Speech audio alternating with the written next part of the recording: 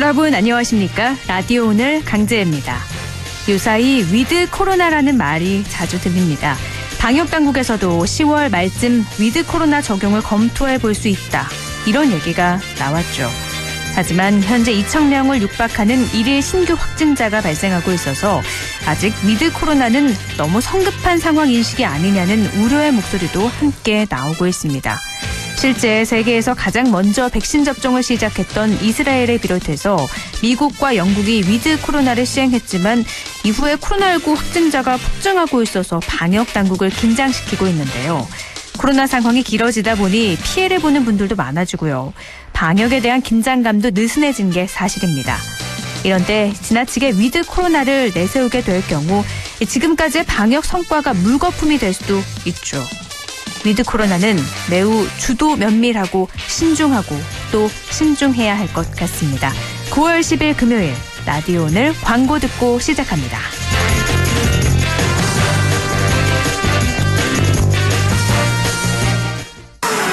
훌쩍훌쩍 알러지엔 간질 알러지엔 애취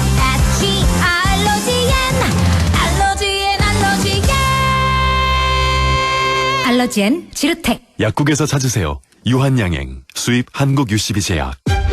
롯데키슬이 디자인한 프레스티지 시티라이프. 그 첫 번째 만남은 고양화점 루미니입니다. GTX 개발 호재로 서울은 더 빨라지고 공원, 마트, 초중고를 더 가까이. 고양화점 루미니 1670-9611 시공 롯데건설. 2002안은 특별합니다. 트리플 환승역 추진 중인 부발력이 빠른 이안. 개발 호재를 노리는 이안. 비규제 지역 속 주목받는 이안. 이안에서 착한 가격으로 해버 굿타임. 이안 퍼스티엄 2000부발 10월 오픈 예정. 1811-8176 대우산업개발. 9월 10일 금요일 라디오 오늘 1부는요. 성공회대 최진봉 교수와 함께하는 시간이죠. 한 주간의 시사 이슈 진단해보는 최진봉의 시사 포커스. 잠시 후에 만나보겠습니다. 2부 이슈 오늘에선 최근 도정 질문을 통해서 국지도 79호선의 노선 확장과 선형 개량을 요구한 분 경북도의회 김대일 의원 연결해서 이 이야기 자세히 나눠보도록 하겠습니다. LNS 자산운용 조진희 이사와 함께 부동산에 관한 궁금증 풀어보는 조진희의 부동산 매거진 끝으로 이어집니다. 라디오는 생방송 놓치신 분들은요. 안동 MBC 플러스 유튜브로도 다시 들으실 수 있습니다.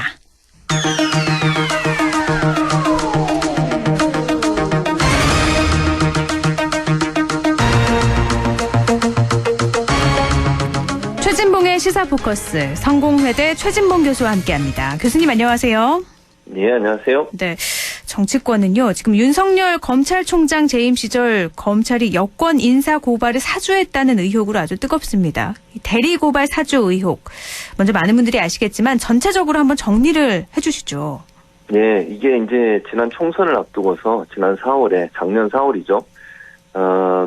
검찰에서 의혹입니다. 이 의혹 수준은 지금 제보가 들어왔고 그 제보를 언론이 보도를 했는데 네. 보도한 내용을 보면 검찰의 손준성 당 수사정보기획관이라고 하는 직책은 검찰총장에게 수사 관련된 정보를 취합해서 보고하는, 직보하는 아주 검찰총장의 측근이라고 불려지는 분들을 이제 임명하는 자리가 수사정보기획관인데 네. 그 역할을 했던 손준성 검사가 고발장, 그러니까 소위 여권의 주요 인사들, 예를 들면 최강욱 열린민주당 현 대표, 그리고 유시민 작가, 이런 분들을 대상으로 한, 고소장을 만들어서, 네. 그걸 김웅 의원에게, 그 당시는 후보였죠. 네. 후보에게 전달을 했고, 그 김웅 후보가 국민의힘에, 이걸 전달해서 국민의힘에서 고소를 해달라라고 하는, 이제 청탁을 했다라고 하는 게 이제 이 의혹의 내용입니다. 네. 그래서 이제 이걸 사주했다 이렇게 표현하는데,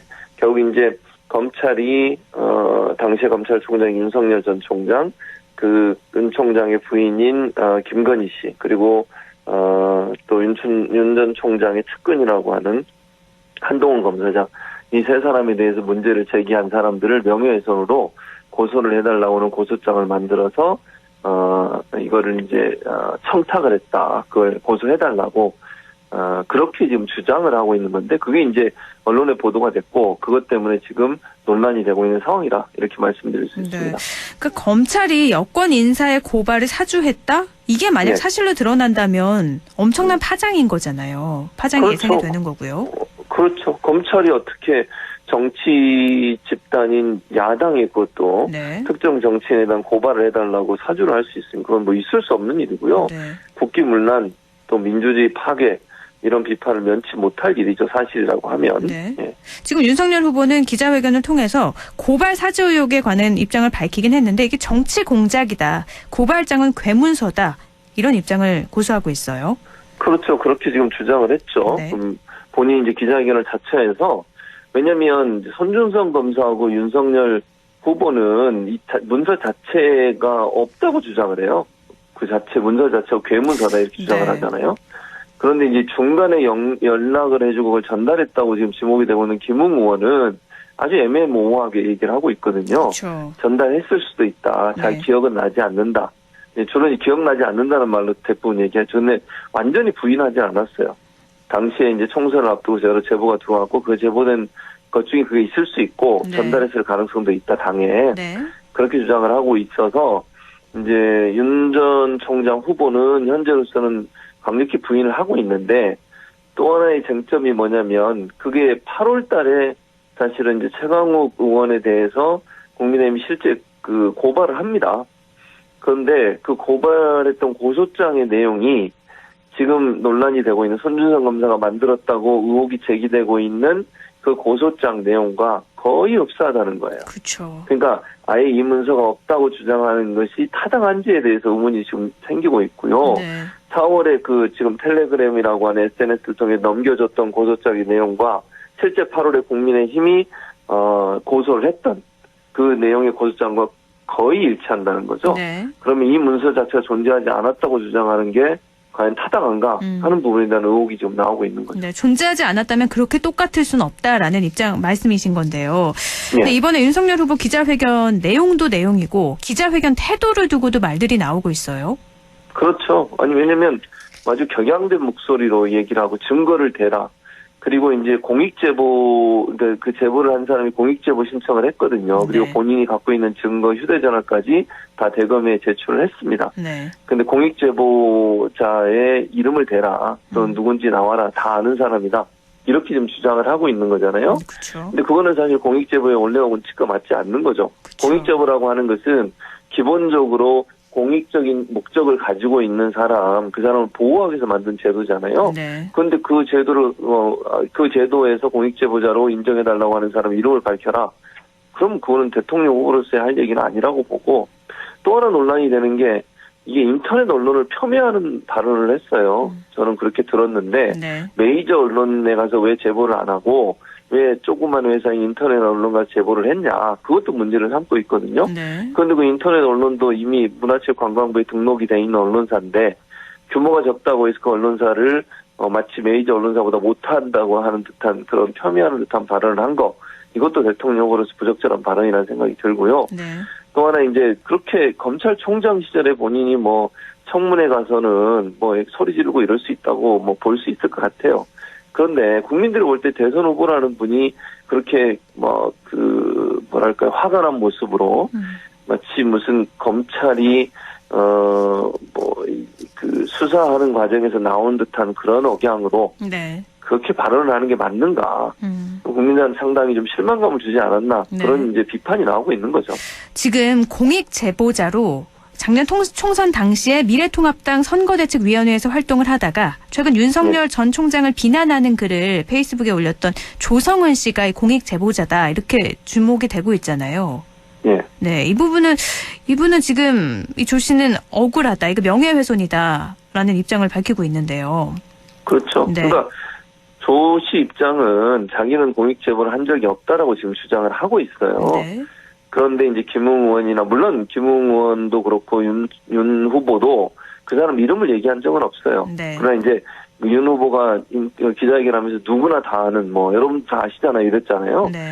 누구를 지칭했는지 제가 그분이 이름 얘기를 안 했으니까 뭐라고 얘기할 수는 없지만 이제 아마 여의도나 야권 쪽에서 그분의 이름이 나온 것 같아요. 그러다 네. 보니까 이분이 SNS 글을 올린 건데 본인은 공익제보 한 적 없고 마치 본인이 그 공익제보를 하고 특정 캠프에 들어가 있고 정치 활동을 하는 것처럼 막 얘기를 하는데 왜냐면 김웅 의원도 황당한 캠프에 가 있다 이렇게 얘기를 했죠.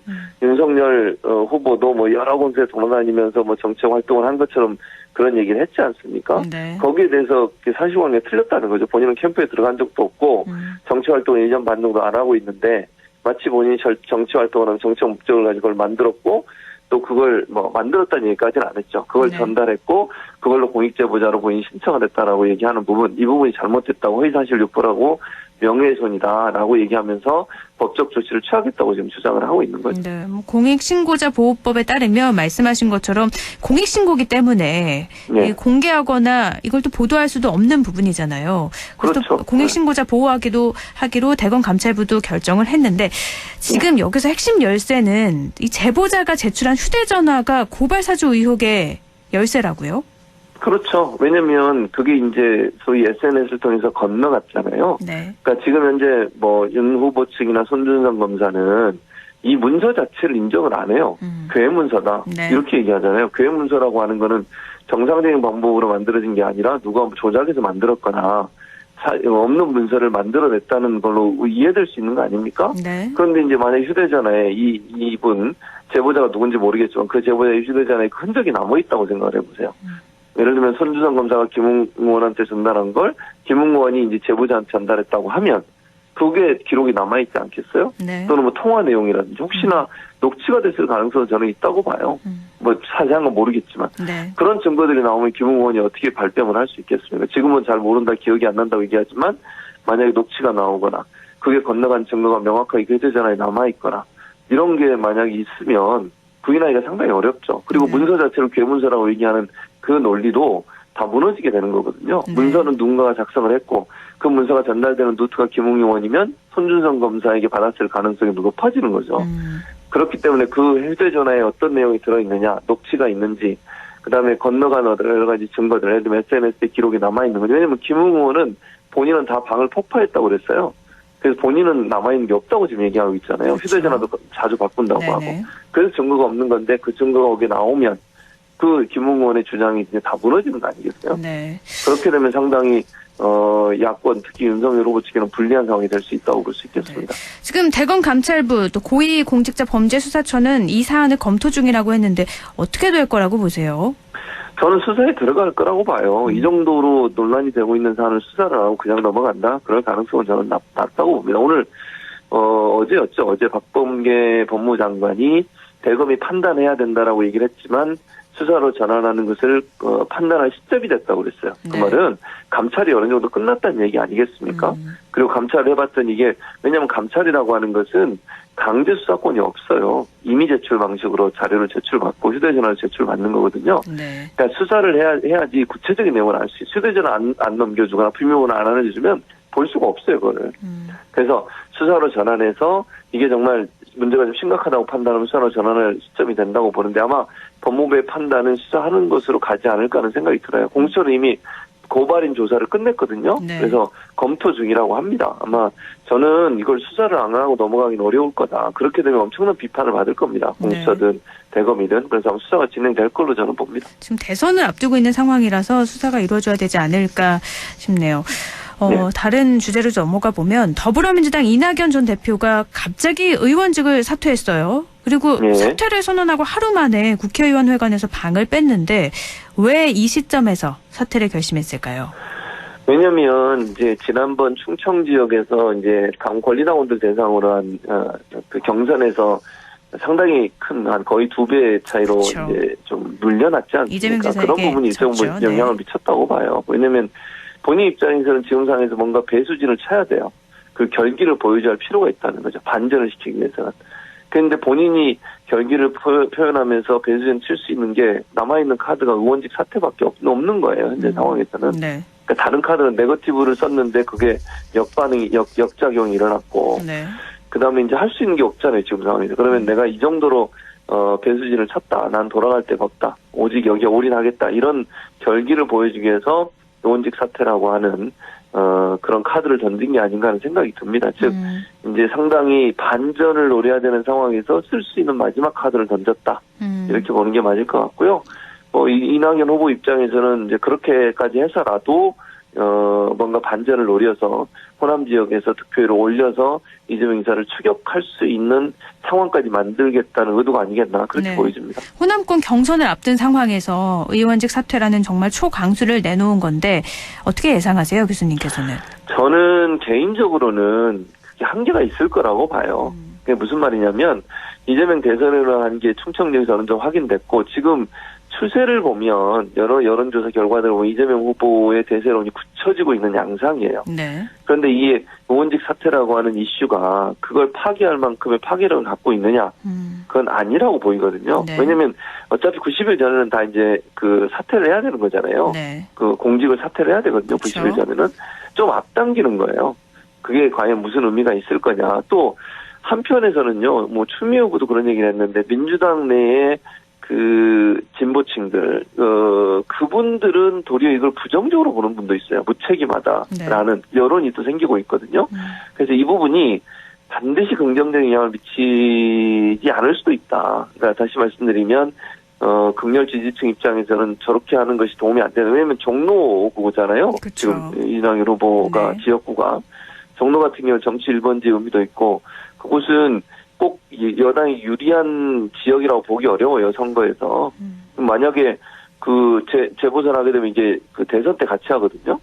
근데 거기서 만약에 자리를 잃게 되면 어떻게 되겠습니까? 네. 그건 무책임하다 이런 얘기가 나오고 있는 상황인 건데 그런 여러 가지 상황을 봤을 때 의원직 사퇴가 줄 수 있는 부정적 영향에 대해서 또 하나는 이제 원팀을 만들어야 되는데 만약 의원직 사퇴까지 하고 본인이 만약에 후보가 안 되면 이낙연 후보를 지지했던 사람들이 과연 이재명 후보 만약 이재명 후보가 마지막 후보가 된다고 하면요 지지로 오겠냐 이렇게 갈랐으면 이런 우려도 있는 거예요. 그러다 보니까 결국 이제 부정적 영향을 미칠 수 있는 요소도 있어서 저는 영향력이 좀 제한적일 거다 이렇게 봅니다. 의원직 사퇴이기 때문에 말씀하신 것처럼 원팀으로 본선에 대응하는 게 어려울 것 같다라는 전망도 나오고 있는데 그럼 사퇴서가 처리가 안 될 거라고 예상을 하시나요? 저는 그렇게 봐요. 왜냐면 이게 이제 원내대표도 전화해서 만류를 하고 있고 대표도 전화를 했어요. 이낙연 후보에게 만류를 하고 이게 이제 윤희숙 의원 국민의힘에 2개 사표를 처리해야 되는 거잖아요, 지금. 그렇죠. 근데 윤희숙 의원 건도 국민의힘에서는 뭐 처리하자고 주장하죠. 민주당은 조사 결과를 보고서 하겠다고 지금 조금 뒤로 물러서 있는 상황이거든요. 네. 그런 상황에서 이걸 처리하기가 제가 볼 때는 좀 어렵지 않겠나. 민주당이 동의하지 않겠나 하는 생각이 듭니다. 과반 이상 출석인 과반 이상이 찬성인데 민주당이 다수당이기 때문에 만약 민주당이 반대를 하면 제가 뭐 처리되기가 어렵지 않겠나 그런 생각이 듭니다. 그렇게 된다면 이낙연 후보는 더 난처한 입장은 될 수 있겠네요. 그럴 수 있죠. 그러니까 중간에 이제 설득을 해야 되는데 제가 볼 때는 경선을 끝나기 전까지는 일단 유보를 했다가 경선이 이제 끝나고 나면 최종 후보가 결정되고 나면 아마 설득하지 않겠나는 생각은 들어요. 뭐 지금도 물밑에는 설득을 하고 있지만 경선 과정에서 그게 너무 이렇게 부각되면 부담이 될 수 있거든요. 그래서 경선 끝나고 최종 후보가 결정되고 나면 좀 적극적으로 설득을 해서 좀 처리하도록 만들지 않을까 하는 게 제 개인적인 전망입니다. 네, 알겠습니다. 말씀 오늘 여기까지 나누죠. 고맙습니다. 예, 감사합니다. 최진봉의 시사포커스 성공회대 최진봉 교수였습니다. 라디오 오늘 1부는 여기까지고요. 저는 잠시 후에 2부에서 뵙겠습니다. 할인점보다 더 실속 있고 편의점보다 더 편리하게 살 수 있는 곳. 시장보다 더 정이 넘치고 백화점보다 더 품격 있는 곳. 이런 곳이 없을까요? 네, 우리 동네 우리 할인점 펀마트가 있습니다. 지난 25년간 항상 고객과 함께한 펀마트.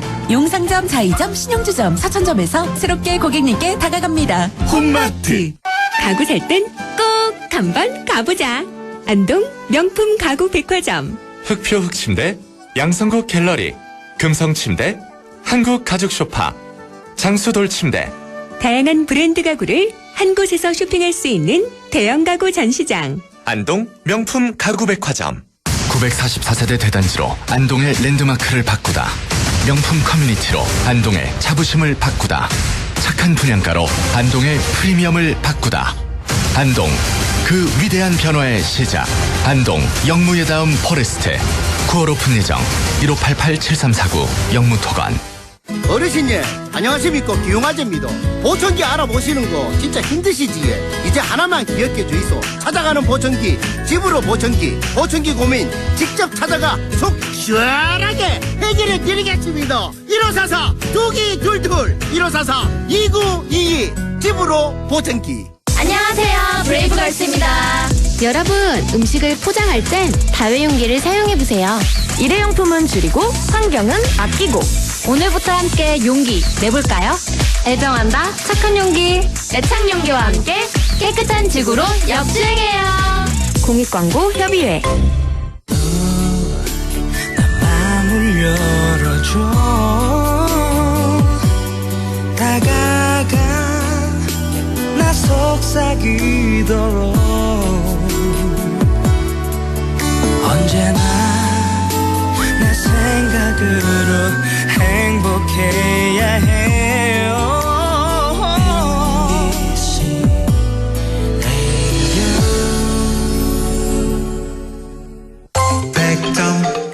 MBC 라디오.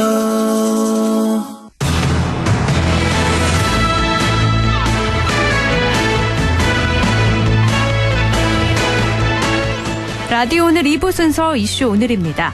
안동시와 도청 신도시를 연결하는 지방도 916호선과 924호선이 국가지원 지방도 79호선으로 승격이 됐는데요. 최근 도정질문에서 이 도로의 노선 확장과 선형 개량에 대한 요구가 나왔습니다. 경북도의회 김대일 의원 연결해서 이 이야기 나눠보도록 하겠습니다. 김대일 의원님 안녕하세요. 네, 안녕하세요. 네, 최근에 도의회 도정질문에서 국지도 79호선 노선 확장 또 선형 개량을 요구하셨는데 먼저 국지도 79호선이 어떤 도로인지 설명을 좀 해주시죠. 예, 국지도 79호선은 정확히 말하면 국가지원 지방도 79호선으로 경상남도 창녕군에서 우리 안동시 풍천면의 그 하회 교차로를 잇는 국가지원 지방도입니다. 네. 근데 원래 5월달에 안동시와 도청 신도시를 연결하는 안동시 풍산읍 앙교리에서 하회마을 상거리 쪽에 풍천면 가곡리 구간에 지방도 916호선과 그 다음에 우리 시외버스 건너편 쪽에 있는 그 풍산읍 막곡리에서 풍산읍 앙교리 구간의 지방도 924호선 이걸 연결하는 총 35.5km 구간이 국지도 79호선으로 승격된 것이 이번에 그 국지도 79호선 도로입니다. 네, 말씀하신 것처럼 지난 5월이었죠. 지방도에서 네. 국가지원 지방도로 이렇게 승격이 됐는데 승격이 되면서 이제 국가에서 많은 예산이 지원이 될 텐데 지자체의 노력이 더 필요하다. 이번에 도정질문을 통해서 이렇게 말씀하셨어요. 국가지원지방도는 지방자치단체보다는 국가가 도로 건설 비용을 지원하고 또 도로 유지 관리비 이런 부분도 이렇게 지원해서 일반 지방도하고 큰 차이는 있지만은 네.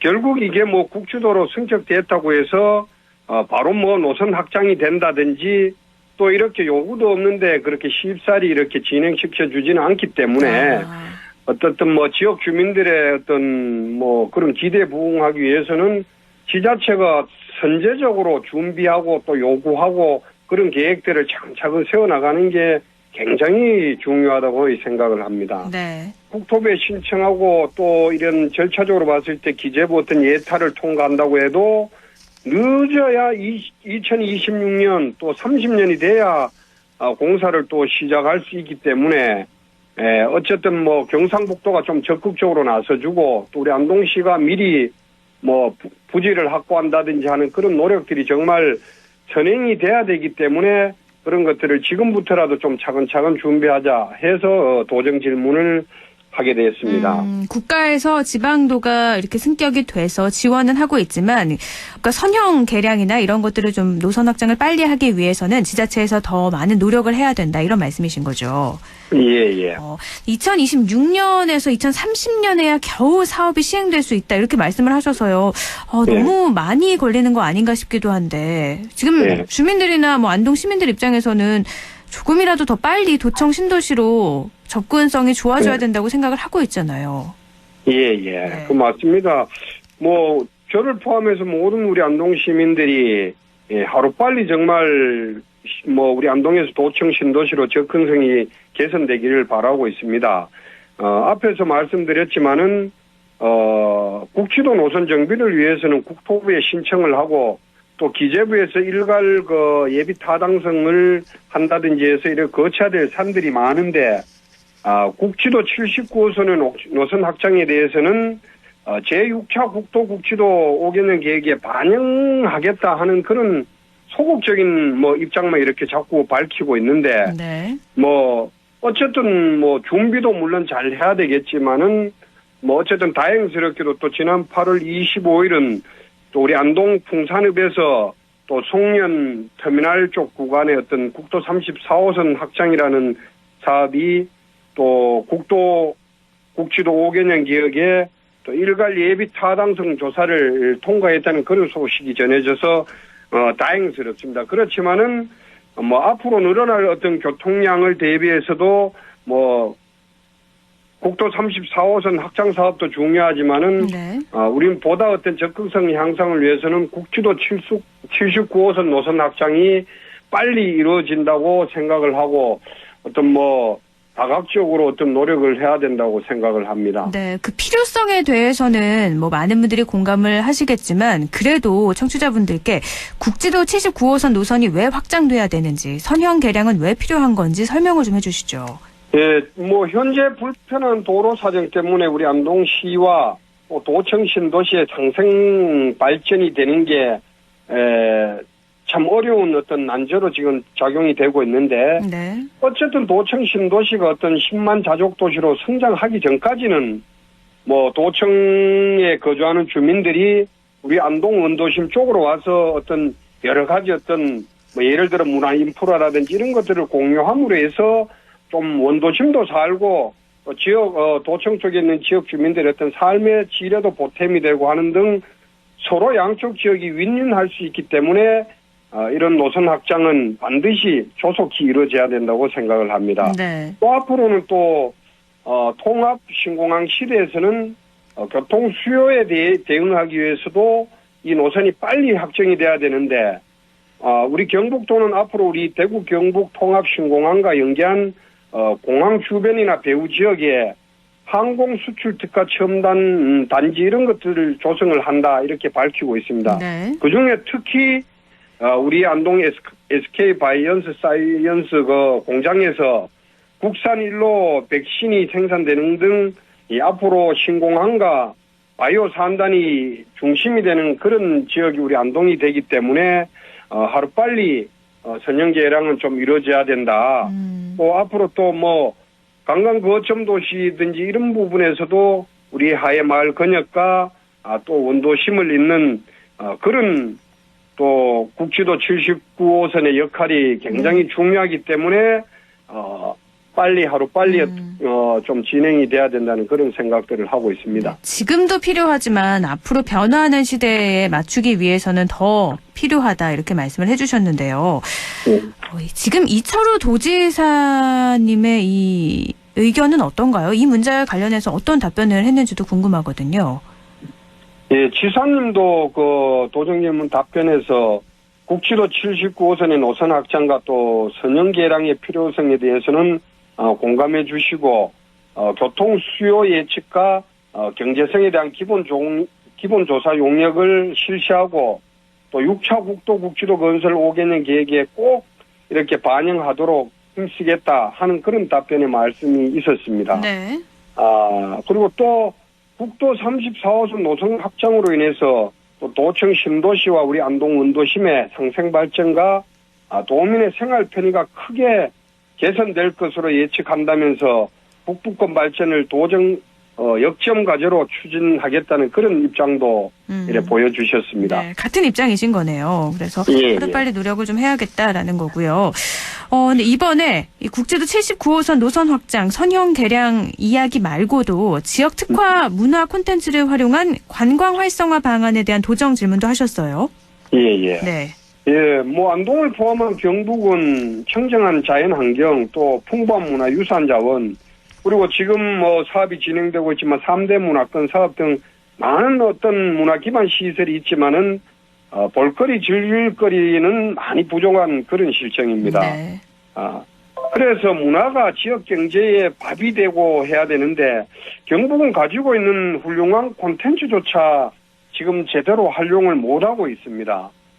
그래서 제가 이번 도정 질문한 핵심은 경상북도의 관광객들이 놀고 즐길 수 있는 새로운 지역 문화 콘텐츠 활용법을 모색해야 되고 네. 또 관광 활성화를 위한 방안으로 민속놀이, 차전놀이를 활용해서 명품 축제를 만들어보자 하고 제안을 한 게 내용입니다.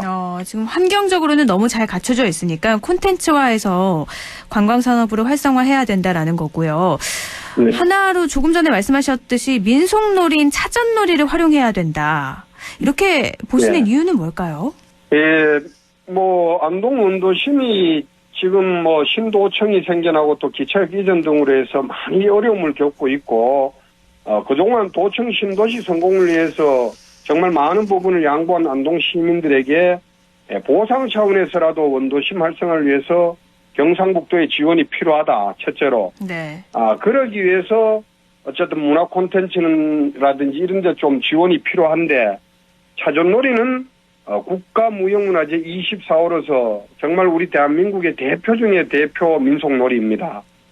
매년 정기 발표도 해오고 있고 또 해외 초청 공연을 통해서 국내는 물론 해외도 많은 호응을 얻고 있기 때문에 또 행사 자체도 참여위원이 수백 명에 달하는 등 정말 많은 사람들이 함께 즐길 수 있는 국보 전통놀이 문화입니다. 네. 이런 차전놀이를 활용해서 시민들 그리고 관광객 또 지역 상인들이 함께 어우러지는 도심 속에서 명품 축제로 이렇게 만들어내면 정말 국내는 물론이고 해외 많은 관광객들도 찾을 것이고 이렇게 되면 지역 경제에도 크게 도움이 될 거라 이렇게 생각을 해서 어쨌든 도심 속의 어떤 명품 축제로 차전놀이를 제안하게 되었습니다. 네, 관광 측면에서 차전놀이가 경쟁력이 있다고 보신 거고요. 하나만 더 여쭤볼게요. 문화재 보존과 관리를 위한 경상북도 헤리티지 메타버스를 구축을 제안을 하셨어요. 이건 어떤 내용이죠? 메타버스는 3차원 가상현실 세계를 뜻하는 것인데 지금 코로나 영향으로 비대면과 온택트가 이렇게 확장되면서 디지털 기반의 비대면 라이프 스타일이 지금은 주목을 많이 받고 있습니다. 네. 그래서 앞으로 다양한 분야에서 사람들의 생활 공간이 이 메타버스 공간으로 더욱 확장될 거라 보고 있고 또 그런 거는 지금 여러 분야에서 많이 지금 시도도 되고 있고요. 해서 경상북도 헤리티지 메타버스는 경상북도 문화재 현황과 또 정확한 데이터 등을 축적해서 보존하고 어떤 관리의 기초로 활용하는 것은 물론이고 또 이 메타버스라는 공간을 통해서 경상북도의 문화를 전 세계적으로 알리고 또 활용하는데 앞으로 큰 역할을 할 수 있을 거라 생각돼서 미리 이렇게 제안을 해보게 되었습니다. 알겠습니다. 꼭 방문하지 않아도 경상북도의 문화재나 이런 문화를 함께 접할 수 있는 메타버스 활용까지 알아봤습니다. 고맙습니다. 예, 수고하셨습니다. 경북도의회 김대일 의원이었습니다. 라디오 오늘에서는 청취자 여러분의 참여를 기다리고 있습니다. 우리 지역에서 발생한 사건 사고 소식이나 함께 토론하고 싶은 내용을 안동 MBC 홈페이지 라디오 오늘 게시판에 올려주시기 바랍니다. 전화와 문자 참여도 하실 수 있습니다. 전화는 851국에 7191번, 문자는 샵 0913번으로 보내주시면 됩니다. 문자는 단문 50원, 장문 100원의 정보 이용료가 있습니다. 여러분의 많은 참여 바랍니다.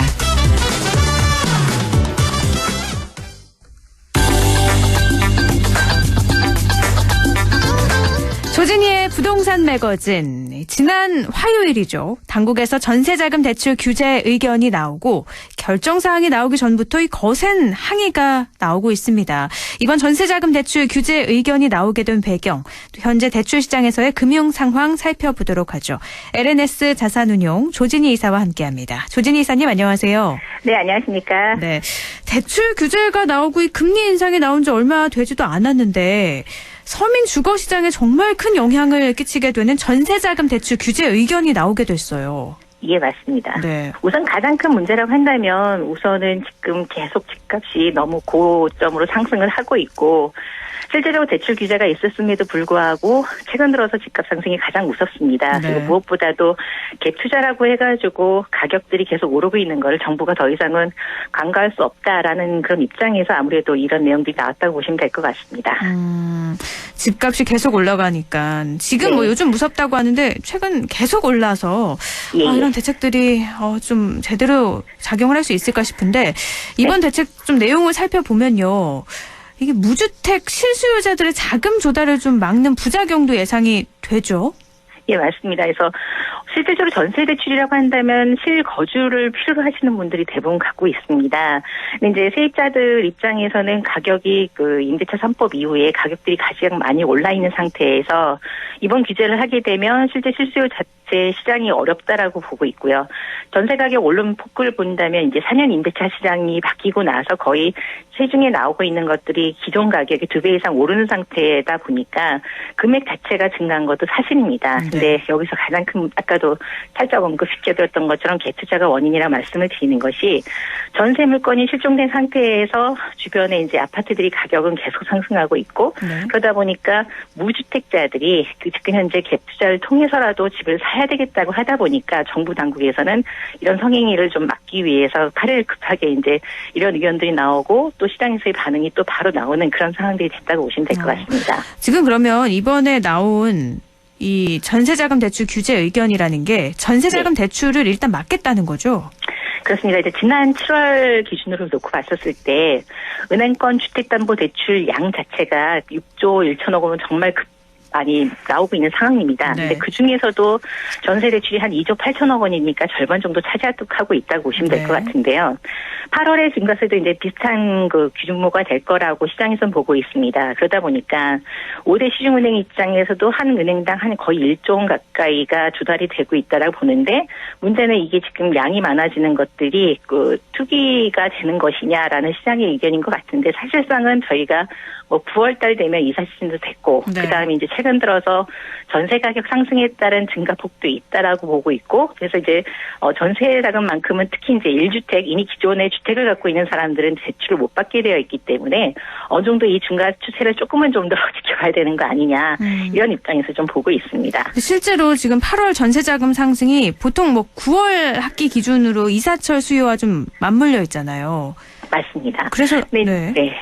근데 지금 저희가 코로나 팬데믹 상태다 보니까 실질적으로 온라인 그 수업들이 많았고 그래서 이제 정부가 봤었을 때는 이게 2주 수요이기보다는 최근 그 집값 상승의 원인이 되는 갭투기를 하기 위한 무주택자들의 전세 그 끼고 물건을 팔고 사고 하기 위한 시장에서의 형성이다라고 문제점을 보고 있는 것 같습니다. 네, 집을 살 돈은 없고 지금 사야 될 것 같고 해서 대출을 받아서 어쨌든 전세를 받아서 사는 경우가 굉장히 많잖아요.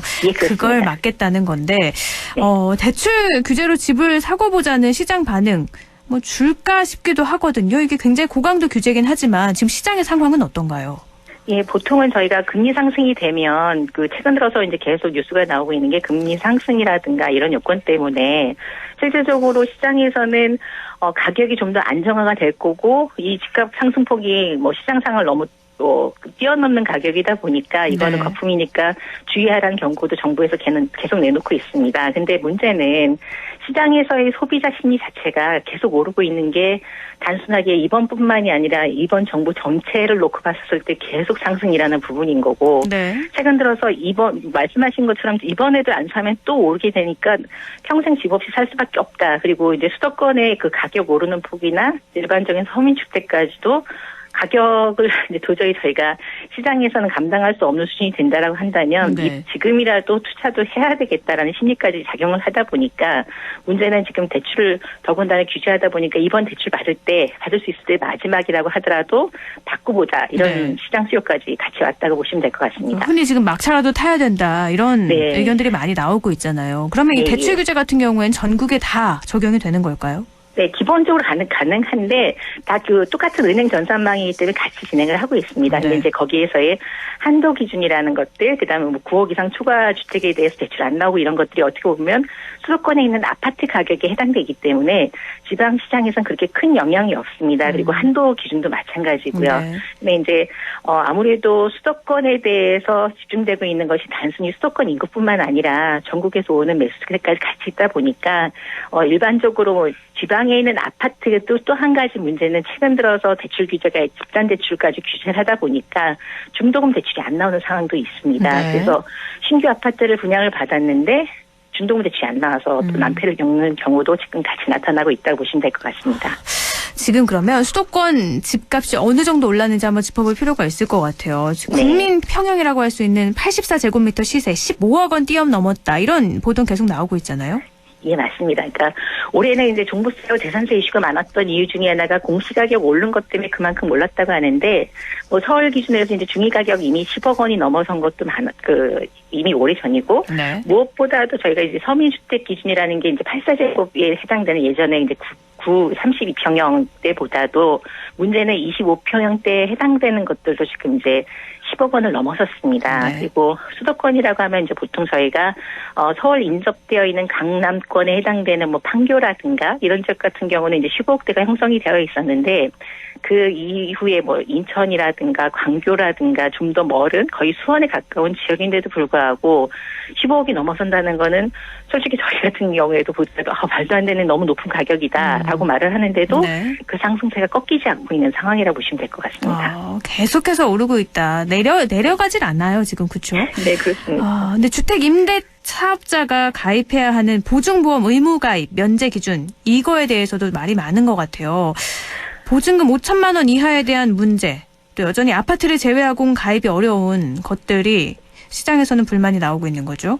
예, 맞습니다. 그래서 보통 저희가 이제 이번에 의무 가입으로 해서 강행성을 띠고 있고 그 강제 규정이 있다 보니까 임대사업자들이 불안한 요소 중에 하나가 기본적으로 본인들이 아파트를 임대사업자로 등록하신 분들 같은 경우는 평가 금액이 정확하게 나오니까 보증보험을 가입하는 게 비교적 쉽습니다. 근데 이제 오피스텔 같은 경우도 원룸형이라고 한다면 시간이 지나면서 감가가 일어나다 보니까 실제 활성화되어 있거나 물건이 많은 지역의 그 오피스텔 같은 경우는 가격이 나와 있지만 또 오래되거나 거래가 없는 경우 같은 경우는 그 가격이 제대로 형성되어 있지 않습니다. 그래서 보증보험을 가입하려고 하는데 그 한도가 안 돼서 본인이 다른 주택이나 본인 신용이라든가 이런 걸 또 추가하거나 아니면 보증보험료를 높여서 가입을 해야 되니까 가입 금액률도 더 올라가게 되는 거죠. 근데 이제 문제는 지난번에도 저희가 잠깐 언급했던 것처럼 5천만 원이라는 기준이 참 애매한 게 서울 수도권 기준으로 해서 소액 임대차 보호법 기준으로 해서 그 주소를 이전을 하고 확정일자를 받게 되면 소액 임차인에 대한 보증금이 기준이 되는 것들이 있습니다. 예. 그래서 이제 그 기준을 놓고 봤을 때도 5천만 원 이하라는 거는 정말 형평성이 없는 시장에 맞지 않은 가격이다라고 보고 있는 거죠. 이 부분에 대한 그럼 이렇게 불만도 나오고 사실 현실성이 없다라고까지 말씀을 하셨는데 뭐 약간 개선될 여지는 없는 건가요? 이번에 또 발표 났는데 사실은 이런 거 좀 세부적인 걸 좀 더 변제를 좀 하거나 수정을 했으면 좋겠는데 바로 지금 어떤 그 과열 현상이 나오면 그거를 쪽지기처럼 규제하는 쪽이 더 저희가 치우쳐 있지 않습니까? 그러니까 이번에도 뭐 5천만 원 이하라는 것이 수도권 기준으로는 거의 세입자 보호 우선 변제금이 4,300만 원, 그러니까 4,300만 원 정도 내니까 700만 원밖에 차이가 안 납니다. 그럼 이거는 규정 자체를 처음에 만든 것부터가 서울 기준으로 놓고 봤었을 때는 굳이 만들지 않아도 되는 기준인 거고 이미 서울 기준으로 했을 때 전세 기준으로 놓고 보더라도 아파트 같은 경우를 보더라도 10억 정도 한다면 보통 통상적으로 70% 정도 금액을 인정받는다 하더라도 뭐 저희가 반 정도 한다 하더라도 이미 억대가 넘어섰는데 보증금을 5천만 원을 한다는 건 지방도시에 대한 기준일 수밖에 없지 않느냐. 그래서 현실성 없는 기준을 가지고 또 1년 동안 그 규제사항을 계속 만들어가고 이런 거는 이렇게 규제를 하고 규제사항에 또 반대되는 것들 계속 거품이 늘어나고 풍선 효과가 일어나는 것들을 또 이상하게 이제 실수요까지도 억제하는 규제가 나오다 보니까 시장에서는 좀 답답할 수밖에 없을 거라고 보여집니다.